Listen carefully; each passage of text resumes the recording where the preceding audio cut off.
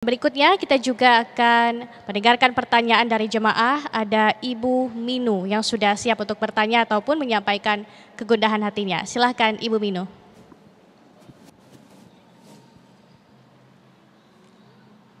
Assalamualaikum warahmatullahi wabarakatuh. Temanya ini pas banget Pak Ustadz. Nama saya Minu. Jadi permasalahan yang saya hadapin sekarang ini, saya diuji dengan anak-anak saya. Qadarullah, anak saya broken home dan saya divorce, korban dari orang ketiga juga. Saya 25 tahun bertahan rumah tangga. Karena saya mempertimbangkan anak-anak saya. Waktu itu anak-anak saya masih kecil.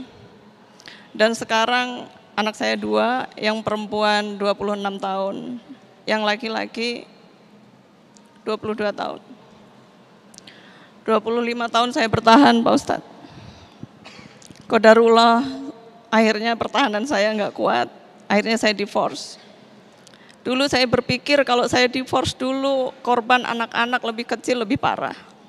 Tapi ternyata setelah anak-anak dewasa, dampak ke anak-anak lebih parah. Dan untuk saat ini, saya sulit sekali mengendalikan anak-anak saya karena dampak dari permasalahan saya. Sulit sekali dikendalikan Pak Ustadz. Terutama sholatnya juga sulit sekali. Sebenarnya saya sudah ikhlas menerima qadarullah. Saya harus single parent. Yang saya masih enggak ikhlas, korban dari anak-anak saya. Pertanyaan saya, mohon arahan Pak Ustadz, apa yang saya lakukan untuk saat ini? Karena udah usaha apapun saya berusaha untuk mengendalikan anak-anak saya. Rasanya saya nggak mampu dan saat ini saya hanya pasrah sama Allah, titip anak saya untuk tidak lebih buruk lagi. Terima kasih Pak Ustadz. Assalamualaikum warahmatullahi wabarakatuh. Izin kami minta kepada Ustadz Azhari untuk menjawab pertanyaan dari Ibu Minu. Terima kasih Ustadz. Bismillahirrahmanirrahim. Mohon izin ibu-ibu yang dimuliakan Allah Subhanahu wa taala. Semua kita punya masalah dan semua kita punya cerita dalam hidup. Tapi pertanyaannya, atas setiap takdir yang kita alami, undercovernya siapa di balik itu? Siapa di balik itu? Allah. Jadi atas apapun, baik ujian itu kenikmatan maupun sesuatu yang tidak menyenangkan kita, jika pintu takdir disingkap kita baru tahu bahwa ternyata jalan cerita itu ada keterlibatan Allah di dalamnya. Jika produsernya Allah, sutradaranya Allah, yang ngarang ceritanya Allah, kira-kira hikmahnya mesti ada atau tidak? Mesti ada. Apa kata Syekh Ar-Rifai? Bagus sekali. Mudah-mudahan ini bisa jadi obat penenang buat ibu dan kita semua. Amin. Idza aradal maula falyatahayya bil balwa.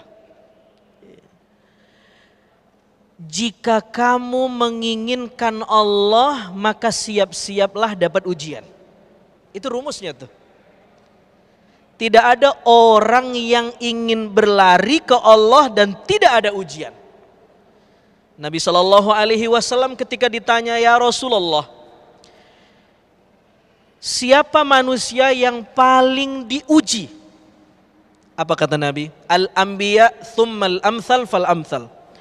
Yang paling diuji adalah para nabi. Setelah itu di bawah nabi. Setelah itu di bawah nabi terus. Jadi semakin orang soleh, semakin orang baik, semakin orang pengen ke Allah, makin dapat ujian. Jadi Bu, tergantung cara kita memaknai takdir. Jika Bunda memahami itu, maka yang terlintas di benak kita adalah Allah menginginkan saya untuk dekat kepadanya. Idza ahabballahu 'abdan ibtalahum. Idza ahabballahu 'abdan ibtalahum. Ini dahsyat sekali. Jika Allah mencintai seseorang, Allah akan mengujinya. Coba itu. Ibu-ibu, Bu, saya mau tanya, ibu-ibu lebih khusyuk mana? Sholat ketika lagi banyak uang atau lagi nggak ada uang? Hah? Ada uang atau nggak ada uang? Itu jawabannya. Paham maksud saya? Ketika kita mendapat nikmat, Allah kecil banget di dada kita. Begitu diuji, nggak punya uang, kita bentang sejadah, bangun jam 1 malam. Ya Allah, begitu kan? Allah menguji ibu dan Allah menginginkan ibu. Masya Allah, tabarakallah. Mudah-mudahan kita diberikan ujian yang mampu kita pikul dan kita maknai dalam kehidupan kita. Barakallahu fikum.